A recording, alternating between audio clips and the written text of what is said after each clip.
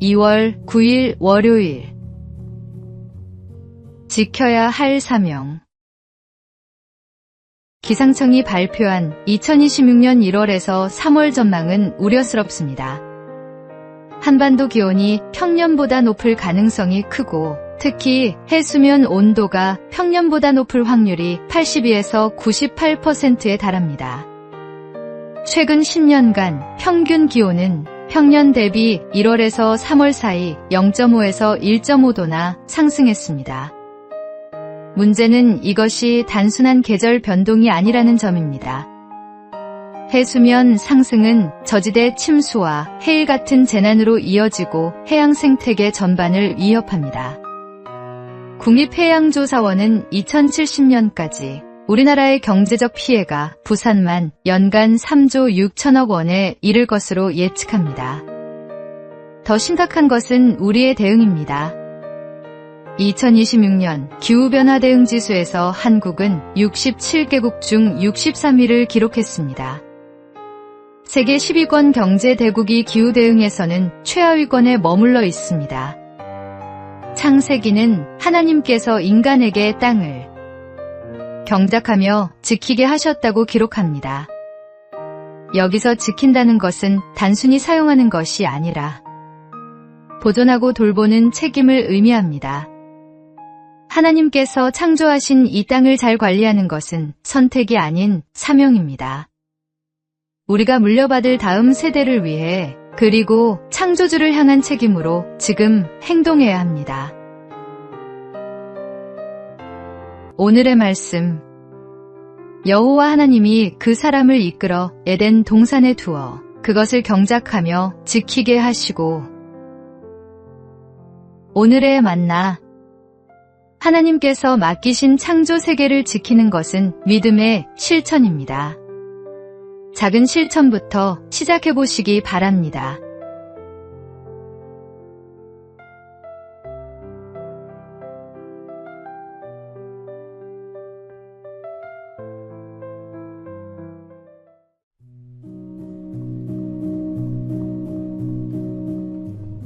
(2월 10일) 화요일.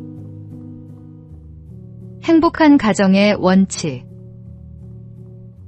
한 가정상담 전문가가 수십 년간 행복한 부부들을 관찰하며 발견한 원칙들이 있습니다.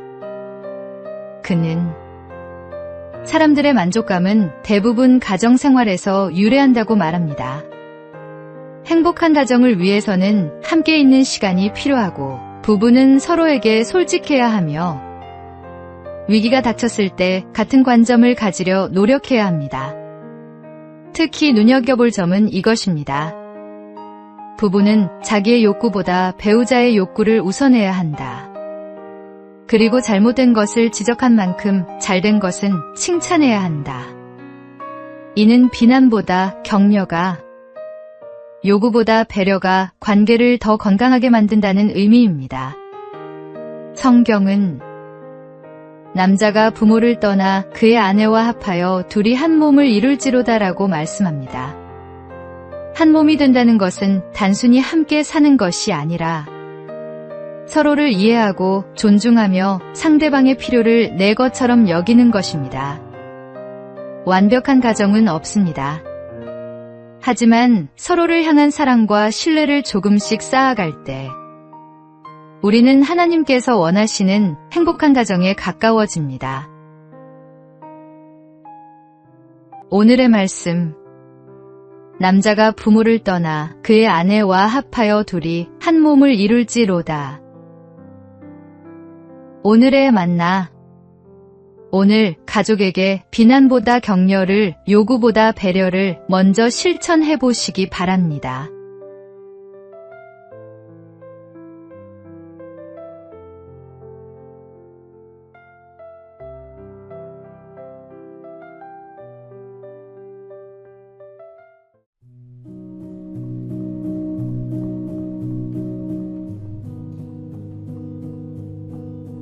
(2월 11일) 수요일. 준비된 사랑. 울산의 한 식당에서 아르바이트하던 고등학생 2명이 80대 손님의 생명을 구했습니다. 대송고 2학년 윤재준 군과 화암고 2학년 문현서 군은 식사 중 갑자기 의식을 잃고 쓰러진 손님을 발견했습니다. 주변 사람들이 모두 어쩔 줄 몰라 하는 상황에서 두 학생은 침착하게 손님을 눕히고 기도를 확보한 뒤 심폐소생술을 시행했습니다.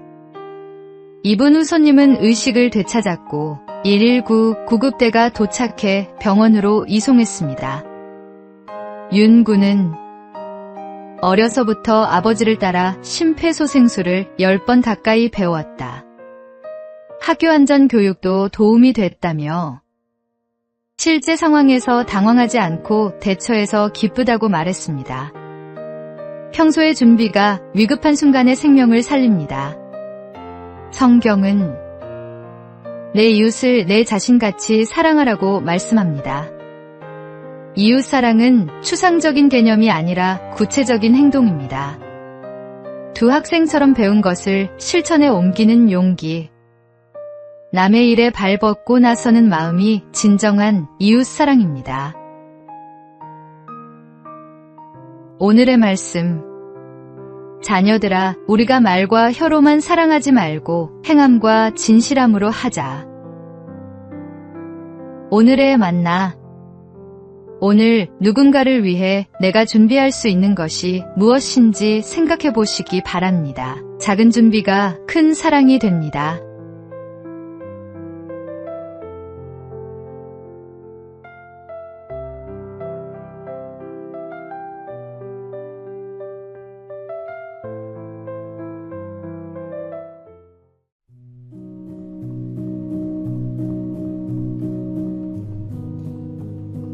(2월 12일) 목요일. 내 안의 메마름. 어느 한 사람의 고백입니다. 내 마음이 메마를 때면 나는 늘 남을 보았습니다. 남이 나를 메마르게 하는 줄 알았기 때문입니다. 그러나 이제 보니 내가 메마르고 차가운 것은 내 속에 사랑이 없었기 때문입니다. 우리는 문제가 생기면 습관처럼 남을 먼저 봅니다. 외로움을 느낄 때 남이 나를 버렸다고 생각하고, 불평이 쌓일 때 남이 나를 불만스럽게 한다고 여깁니다. 기쁨이 없을 때는 남이 내 기쁨을 빼앗아갔다고 믿습니다. 하지만 진실은 다릅니다. 메마름도 외로움도 불평도 기쁨 없음도 모두 내 속에 사랑이 부족했기 때문입니다. 예수님께서는 어찌하여 형제의 눈 속에 있는 티는 보고 내 눈 속에 있는 들보는 깨닫지 못하느냐고 말씀하셨습니다. 다른 사람을 판단하기 전에 먼저 자신을 돌아보아야 합니다. 내 마음이 주님의 사랑으로 채워질 때 비로소 다른 사람도 따뜻하게 볼 수 있게 됩니다. 내 안에 사랑이 없으면 세상 모든 것이 차갑게 보입니다. 오늘의 말씀, 어찌하여 형제의 눈 속에 있는 티는 보고 내 눈 속에 있는 들보는 깨닫지 못하느냐. 오늘의 만나, 오늘 하루 남을 탓하기 전에 내 마음을 먼저 살피는 시간을 가지시기 바랍니다. 주님의 사랑으로 채워지시길.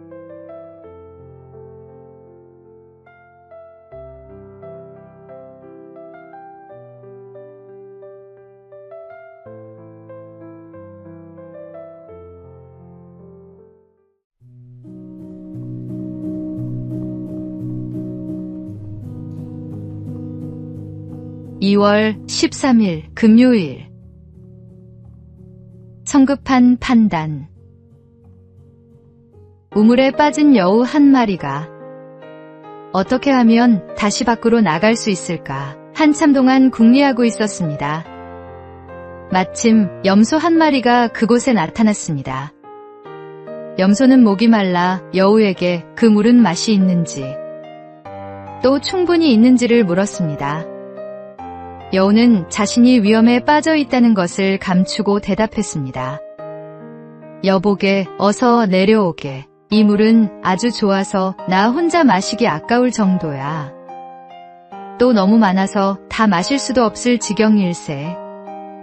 그 말을 듣고 염소는 군말 없이 뛰어들었습니다. 그러자 여우는 염소의 뿔을 이용해 재빨리 밖으로 뛰어나왔습니다. 그리고는 염소에게 말했습니다. 자네에게 그 턱 수염의 반 정도만 되는 지혜가 있었다면 뛰어들기 전에 좀 더 조심했을 걸세. 빨리빨리에 익숙한 우리는 모든 일을 처리하는데 근시안적 안목을 갖고 있습니다. 하지만 미래를 내다볼 때 이것은 위험한 습관입니다. 성급한 판단은 돌이킬 수 없는 결과를 초래합니다.